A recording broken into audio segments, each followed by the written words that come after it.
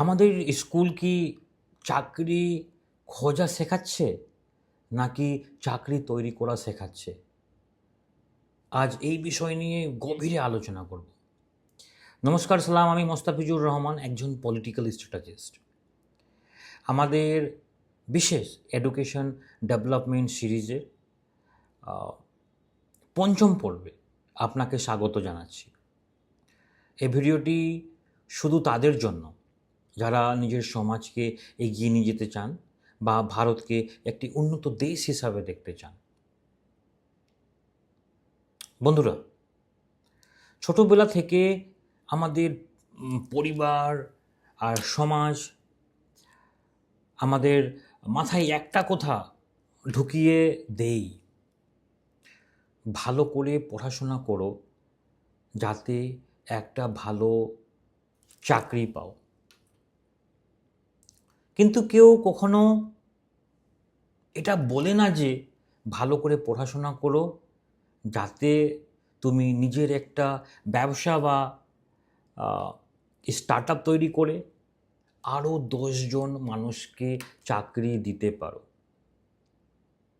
কেন আমাদের শিক্ষা ব্যবস্থা শুধু চাকরি খুঁজতেই শেখায়? আগামী কিছু সময়ের মধ্যে আসল সত্যটা আমি বোঝানোর চেষ্টা করব। বাস্তব সত্যিটা হলো, আমাদের শিক্ষা ব্যবস্থা তৈরি হয়েছে শুধু চাকরিজীবী বা কেরানি বানানোর জন্য। এখানে মুখস্থবিদ্যা শেখানো হয়, পরীক্ষায় নম্বর পাওয়া শেখানো হয়, কিন্তু কিভাবে একটা আইডিয়াকে বাস্তবে রূপ দিতে হয়, কিভাবে টাকার হিসাব বা ফাইন্যান্সিয়াল লিটারেসি সামলাতে হয় তা শেখানো হয় না। একজন পলিসি স্ট্র্যাটেজিস্ট হিসাবে আমি মনে করি স্কুল জীবন থেকেই বাচ্চাদের মধ্যে বিজনেস মাইন্ডসেট বা উদ্যোক্তা হওয়ার মানসিকতা তৈরি করা, এই সমস্ত মানসিকতা তৈরি করা দরকার। এর মানে এই নয় যে ছোটবেলা থেকেই সবাইকে বড় ব্যবসায়ী হতে হবে। এর মানে হলো বাচ্চাদের মধ্যে সমস্যার সমাধান করার ক্ষমতা, রিস্ক নেওয়ার সাহস আর স্বনির্ভর হওয়ার যে ইচ্ছা তৈরি করা, এই সমস্ত জিনিস যাতে কি স্কুল থেকে ডেভেলপ করা হয়। যখন একটা ছেলে বা মেয়ে জানবে যে নিজের পায়ে দাঁড়ানোর একাধিক রাস্তা আছে, তখন সে পড়াশোনা শেষ করে শুধু একটা সরকারি বা বেসরকারি চাকরির ফর্ম তোলার জন্য লাইনে দাঁড়িয়ে থাকবে না। বুঝতে পারছেন তো? সুতরাং আমাদের শিক্ষা ব্যবস্থায় আমাদের প্র্যাকটিক্যাল এডুকেশন আমরা যতক্ষণ না নিয়ে আসতে পারি, আমাদের দেশ ডেভেলপমেন্ট হওয়া অসম্ভব ব্যাপার। এবার আসি এই বিষয়ের আসল রাজনৈতিক সমীকরণে। যে কোনো নির্বাচনে রাজনৈতিক দলগুলোর জন্য সবচেয়ে বড় চ্যালেঞ্জ হলো তরুণ ভোটারদের ক্ষোভ, যাকে আমরা পলিটিক্যাল ভাষায় বলি অ্যান্টি ইনকামবেন্সি। কাজ না পাওয়ার হতাশা থেকে তরুণদের মনে সরকারের প্রতি যে তীব্র ক্ষোভ তৈরি হয়, সাধারণত দলগুলো কি করে জানেন? ভোটের আগে ঘোষণা করে আমরা ক্ষমতায় এলে 5 লক্ষ বা 10 লক্ষ সরকারি চাকরি দেব। কিন্তু আমরা সবাই জানি সরকারি চাকরির সংখ্যা সীমিত। লাখ লাখ অ্যাপ্লিকেশনের মধ্যে মাত্র কয়েক হাজার মানুষ চাকরি পায়, বাকিরা আবার হতাশ হয়ে পড়ে। এখানেই দরকার একটি রাজনৈতিক মাস্টার স্ট্রোক পলিসি।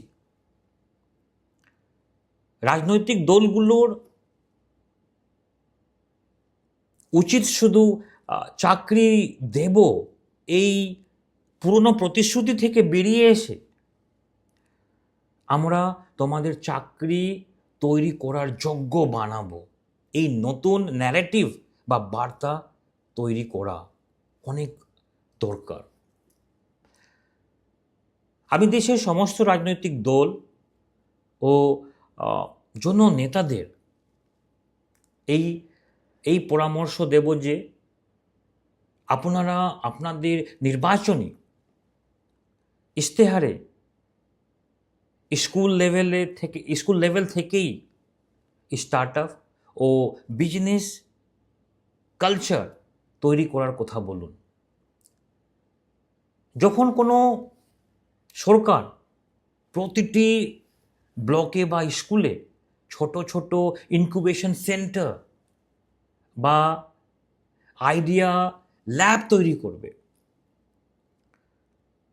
যেখানে তরুণরা তাদের বিজনেস আইডিয়া নিয়ে সরকারি সাহায্য পাবে, তখন তরুণ ভোটারদের সেই ক্ষোভ সরাসরি একটি পজিটিভ শক্তিতে বদলে যাবে। তরুণরা তখন বুঝবে যে এই সরকার আমাদের শুধু সাময়িক কোনো ভাতা দিচ্ছে না, তারা আমাদের চিরকালের জন্য স্বনির্ভর করার আসল রাস্তা দেখাচ্ছে। এটি যে কোনো পলিটিক্যাল পার্টির ইমেজকে এক ধাক্কায় অনেক উঁচুতে নিয়ে যেতে পারে।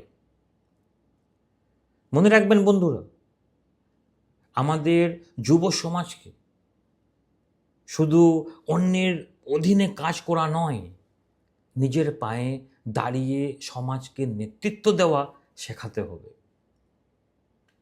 যেদিন আমাদের দেশ চাকরি খোঁজার বদলে চাকরি তৈরি করতে শেখাবে, সেদিনই ভারত সত্যি উন্নত বা ডেভেলপ নেশন হবে।